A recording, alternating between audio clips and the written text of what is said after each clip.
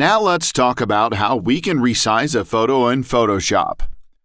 There are many reasons we might want to resize. For example, if we want it to fit into a specific space on a website or blog.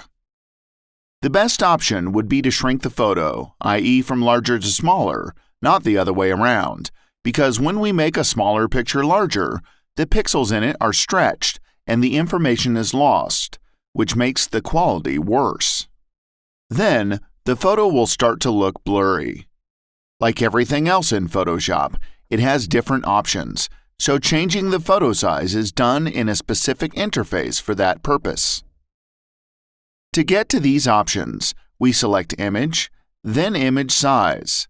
A window will appear that contains the settings of the image itself: size, width, resolution, etc.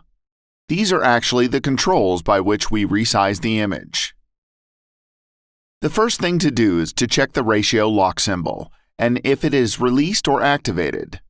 When activated, this connects the width and the height, so if we change the width, we will also change the height while maintaining the original aspect ratio.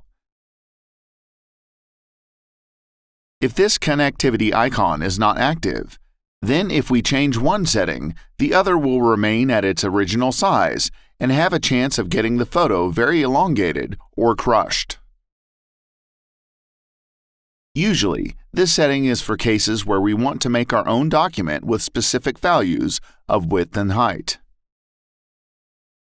Another thing we notice when looking at Photoshop CC options is that there is a resample checkmark, which means that when reducing the photo, Photoshop will automatically remove some pixels, or if we enlarge the size of the photo, it will add pixels intelligently in order to keep the quality as high as possible.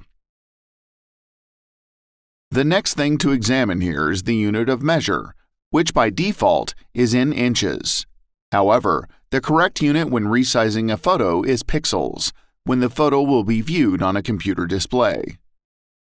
If the photo is to be printed, though, then indeed we have to choose centimeters or inches, or the appropriate unit of measurement. For example, if we want to get an A4-sized photo, we can't know exactly how many pixels it will be in that format. But we can understand how large this size is and choose the right values in centimeters, millimeters, or inches. Photoshop is flexible and allows us to choose what we need. One more thing that we need to look at here is the resolution box. It plays an important role when it comes to printing. But since we now have chosen a photo for display or for internet usage and won't be printing it, this option doesn't matter much here.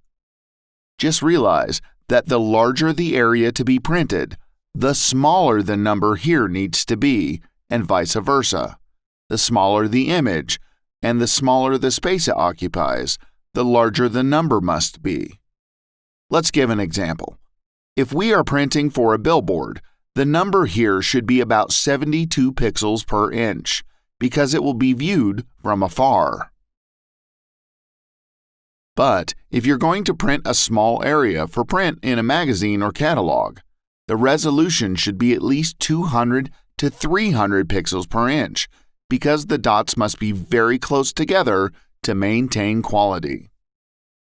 It should be noted that when we select this option, if we choose a large height and width of the photo and attempt to have a large number of points, for example 300 or even 400 dots per inch, it will make the file size massive.